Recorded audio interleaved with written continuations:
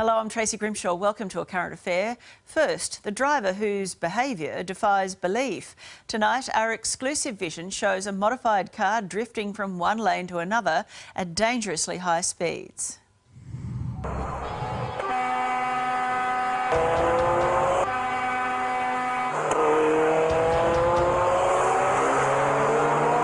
This driver appears to have a death wish, totally irresponsible driving. Stupid, idiotic, unbelievably dangerous.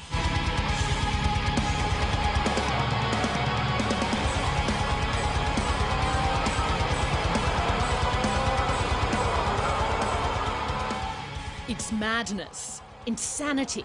It's like nothing we've ever seen before on an Aussie freeway. Innocent lives are put at risk.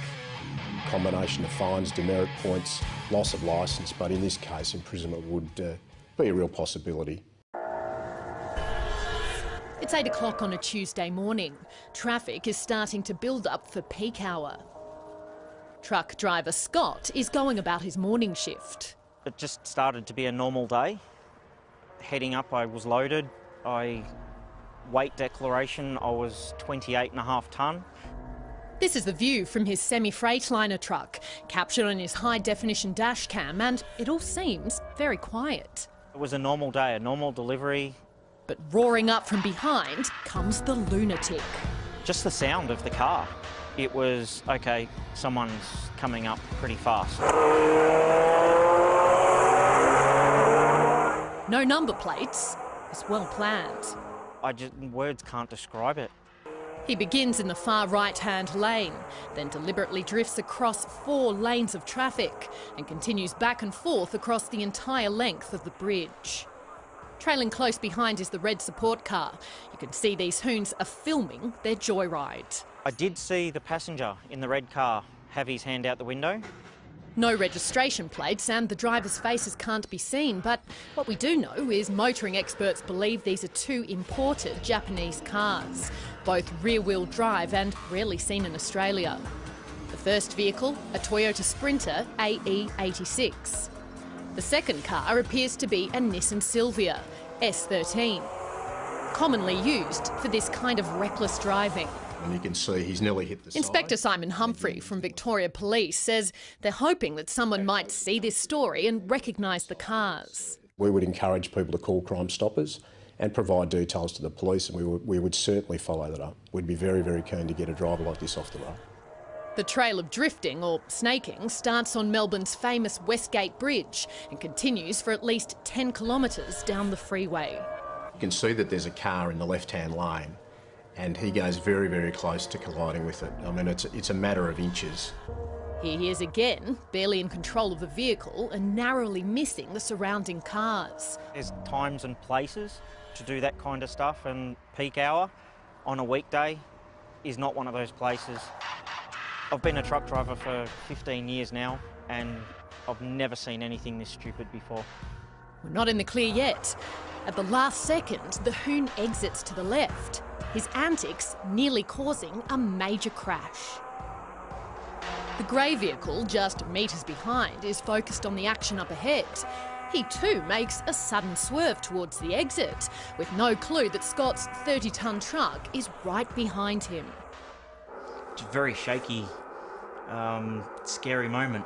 With all that going on, it is incredible that no one was injured and no cars were involved in an accident. Exactly. And social media has gone into overdrive. The Current Affairs Facebook page erupted over the weekend after we first aired a snippet of the mystery hoon in action. More than 500,000 views and over 4,000 comments. Unbelievably, some applaud this idiot's actions. Up the drifters, haha. I love it, makes me want to do the same.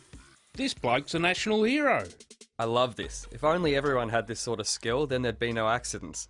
Inspector Humphrey says these are the kind of irresponsible attitudes they're constantly battling. I think if the people who are encouraging this sort of behaviour could see the sort of trauma that occurs, that police have to see every day and other emergency services workers have to witness, the devastation it causes to families and people who are impacted for life by serious injury collisions. I think they would certainly change their attitude towards this sort of behaviour.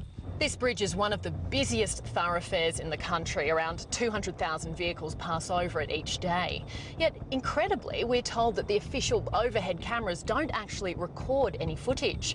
They're just used for live traffic monitoring. That means without the dash cam vision, there'd be no proof that this potentially lethal behaviour ever happened. If you've got a camera in your car, you capture whatever happens in front of you. Tony Hall from On-Site Cameras sells the high-definition device that Scott has in his truck. This top-quality model is around $200. Police have appreciated our videos because they've been used in court many times now for evidence. It also leads to a much greater chance of an offender like this terrorising driver being caught out. We're very confident that with the help of the public we can locate this driver, we can identify him, we can charge him with the appropriate offences and we can get him off the road.